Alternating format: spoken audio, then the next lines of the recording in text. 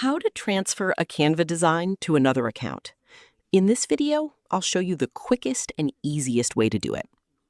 First, open the design you want to transfer in Canva. Next, click the three dots in the top right corner. From the menu, select Share. Now, click the Current Access setting, which may say only you can access. Change it to Anyone with the link so the design can be opened from another account. After that, click Copy Link. Now, sign into the Canva account where you want to access the design. Paste the copied link into Canva's search bar or directly into your browser and open it.